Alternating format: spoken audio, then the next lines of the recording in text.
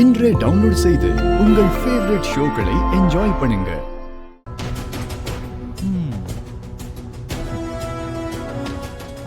அடி வாங்கி கண்ணம் பழுத்துருச்சு போல. நல்ல வேலை, அவங்க கையில கத்தி கடப்பாரெல்லாம் எதுவும் இல்லை.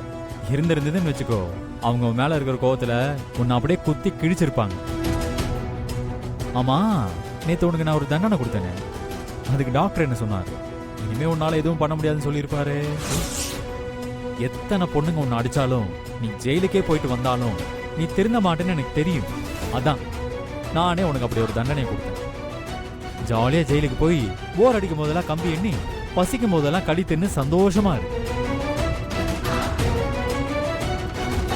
சார் வாங்க சார். தொடாதீங்க. ரெண்டு பேரும் சேர்ந்து என் வாழ்க்கையை நாசம் பண்ணிட்டீங்கல்ல, உங்களை சும்மா விட மாட்டேன். ஓடா. ஹலோ, கூட்டு போ. வாங்க போலாம். வாங்கன்றல வாங்க வாங்க வாங்க. Don't touch me.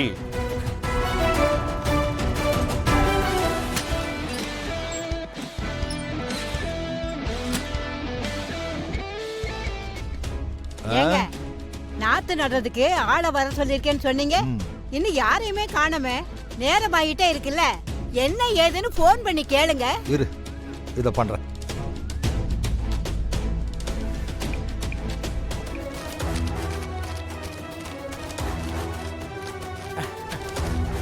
இந்தாங்க, இன்னைக்கு நீங்க வந்ததுக்கு இதை வச்சுக்கோங்க.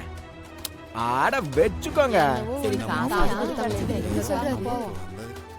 வச்சுக்கோங்க. சரி, கிளம்புங்க.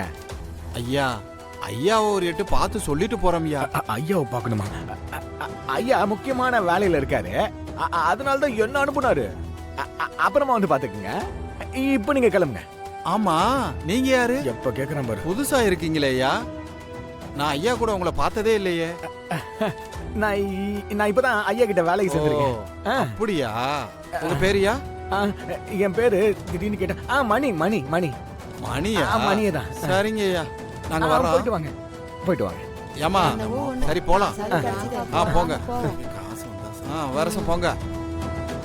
இன்னும் என்னையா நம்ம ஆளுங்களையே காணோம்? ஆளுங்களே காணோமா? நீங்க தானே இன்னைக்கு ஆளுங்க வேலைக்கு வேணாம்னு சொல்லி அனுப்புனீங்க. என்னது? நான் யாருக்கிட்டே அப்படி சொல்லவே இல்லையே.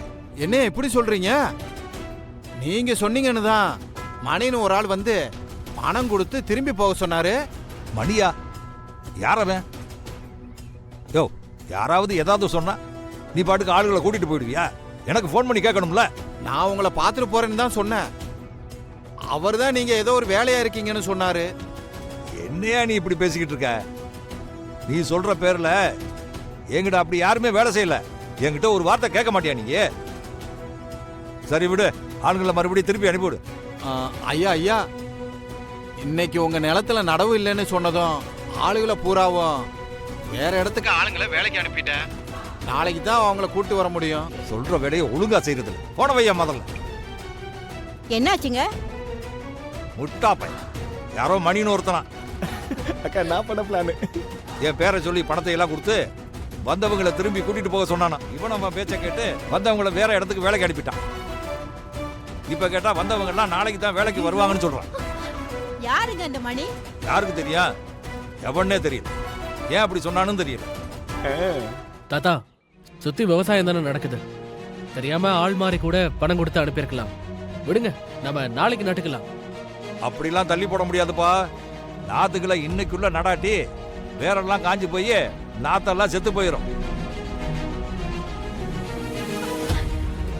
திரும்ப இதே மாதிரி நாத்துக்களை உருவாக்க 15 நாளைக்கு மேல ஆகும்பா. அதுக்குள்ள நிலமும் காஞ்சி போயிடும், பருவமும் தள்ளி போயிடும். இப்போ வர என்ன தாத்தா பண்றது? வேற ஆளுங்க கிடைக்கிறாங்களான்னு பாக்குறேன்.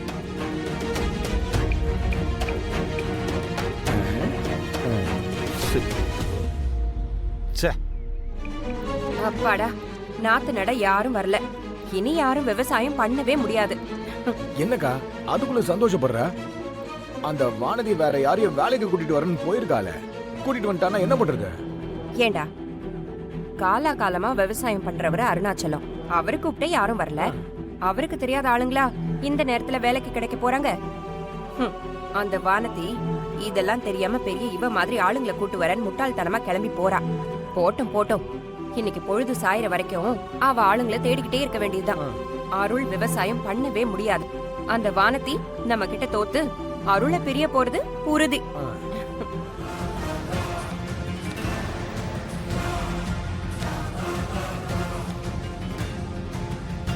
பாத்தியாடி, நான் சொன்ன மாதிரியே 2 பேரும் ரூமுக்குள்ள போயிட்டாங்களா? இப்ப என்ன ரகசியம் பேசி யார் குடிய கெடுக்க போறாங்களோன்னு தெரியலையே. அம்மா, நம்ம வேணா அப்படி என்ன பேசுறாங்க நாங்க போய் நின்னு ஒட்டு கேட்போமா? ஏ சும்மா இருடி. நாம அவங்க பேசுறத ஒட்டு கேக்குறேன்னு மட்டும் உங்க அப்பனுக்கு தெரிஞ்சிச்சு, நம்ம 2 பேரையும் உண்டு இல்லைன்னு பண்ணிடுவாரு. அம்மா, தெரிஞ்சாதானம்மா, தெரியாம போய் கேட்போம், வாமா. ஐயோ வேணாண்டி, சொன்னா கேளு. அப்பா ஏதோ பெருசா பிரச்சனை பண்ண போறாரு, நீதான் சொன்ன. என்ன செய்ய போறாருன்னு முதல்ல நமக்கு தெரிஞ்சா நாம ஏதாச்சும் பண்ணி தடுக்கலாம்ல. நீ சொல்றதும் சரிதான்.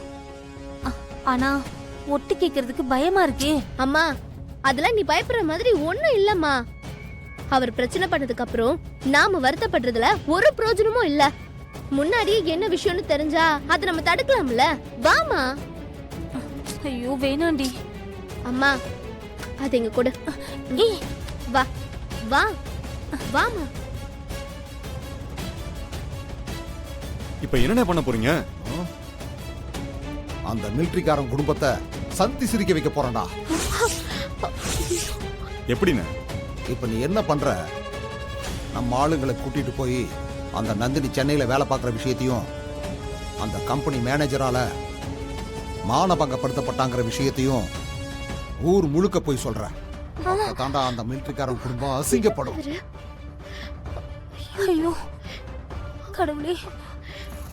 என்னைய ஜெயிலுக்கு அனுப்பி எங்க அம்மா சாகறதுக்கு காரணமா இருந்த அந்த மிலிட்டரிக்காரன் குடும்பம் அசிங்கப்பட்டு அவமானப்பட்டு இந்த ஊர் முன்னாடி கூனி குறுகி நிக்கணும். அத பார்த்து நான் ரசிக்கணும்டா. சரிண்ணே. டேய் சொல்லுங்க. என்னாலதான் அந்த குடும்பம் அவமானப்பட்டு நிக்குதுன்னு அந்த சுப்புவுக்கு தெரியணும். அப்பதான் அவளுக்கு இன்னும் வலிக்கும். சரிண்ணே. ஏய் சுப்பு, இன்னையோட உன் மானம் மரியாதை எல்லாம் காத்துல பறக்க போகுது. டேய் அட போலாம். ஐயோ வா போலாம்.